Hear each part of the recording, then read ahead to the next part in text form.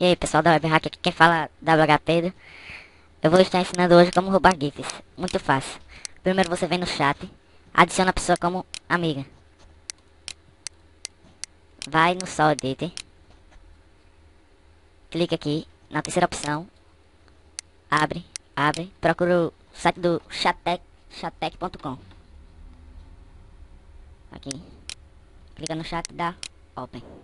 Seu amigo vai estar lá embaixo. Você procura ele pelos últimos lugares aqui da barrinha. Pronto, aqui ó, aqui o nome dele, aqui é a GIF dele. Pra tu ver a GIF dele é essa aqui, ó.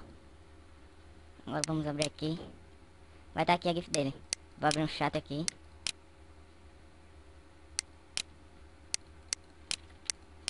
Copio.